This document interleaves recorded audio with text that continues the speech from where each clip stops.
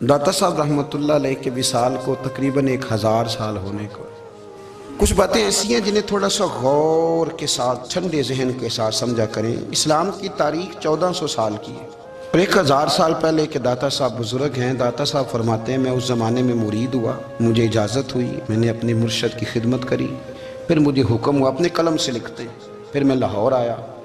اگر 1000 سال پہلے سے پیری مریدی کا، طریقت کا، تصوف کا سلسلہ جاری ہے، آج لوگ کہتے ہیں یہ نئی بات ہے، یہ کل شروع ہوا ہے۔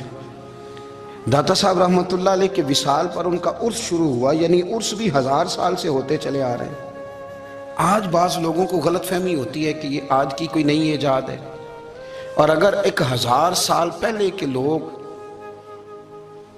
ضرورت محسوس کرتے تھے کہ پہلے کسی درویش کی خدمت کریں گے تو پھر ہمیں کچھ ملے گا، تو ہمارا تو زمانہ ہی بڑا عجیب ہے۔ یہاں بہت سارے لوگ ہیں جو کہتے ہیں میں خود قرآن جانتا ہوں، حدیث جانتا ہوں، میں خود بڑا سمجھدار ہوں، مجھے کسی کی کیا ضرورت ہے۔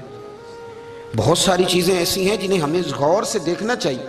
1000 سال پہلے داتا صاحب، اور پھر داتا صاحب کہتے ہیں میرا کسی عام گھرانے سے تعلق نہیں، میں مدینے والے محبوب کی اولاد ہوں، سید ہیں، اس کے باوجود ایک جگہ پہ گئے ہیں، تربیت لی ہے، پھر وہ لاہور تشریف لائے ہیں۔ اور داتا صاحب فرماتے ہیں کہ میں ہندوستان کے اس ایریے میں آ کے بیٹھا ہوں جہاں زندگی کی سہولیات بھی پوری میسر نہیں ہیں مجھے۔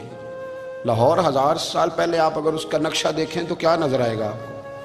جن لوگوں نے ابھی 40 سال 35 سال پہلے لاہور کو دیکھا ہے وہ بھی جانتے ہیں اس کی کیفیات کیا تھی۔ تو 1000 سال پہلے کا لاہور جہاں داتا صاحب تشریف لائے، داتا گنج بخش علی حجویری نے وہاں بیٹھ کر قرآن و سنت کی تشریحات کی، داتا صاحب نے مسجد بنائی۔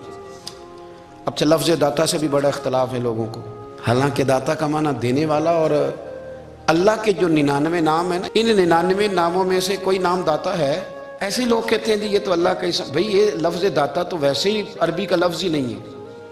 تو آپ چیزوں کو گھسیٹ گھساٹ کے اگر لے کے نا، قرآن مجید میں آپ اپنے ماں باپ کے لیے دعا کرتے ہیں رب ارحمہما کما ربیانی صغیرا، یا اللہ ان دونوں کو بخش دے جو بچپن میں میرے رب بنے۔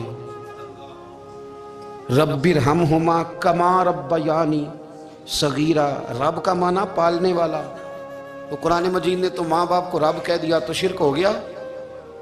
وہاں اللہ رب اور معنوں میں ہے، ماں باپ رب اور معنوں میں ہے۔ یہاں معنی پالنے والے کا ہے، ماں باپ اولاد کو پالتے ہیں نا، اصل پالنے والا کون ہے؟ اللہ۔ تو اب کسی نے کہا کہ ابا آپ نے مجھے پالا ہے تو کافر ہوا کہ مسلمان ہوا؟ چھوٹی چھوٹی باتوں میں لوگ تقسیم کرتے ہیں اہل اسلام کی، یہ درست نہیں ہے۔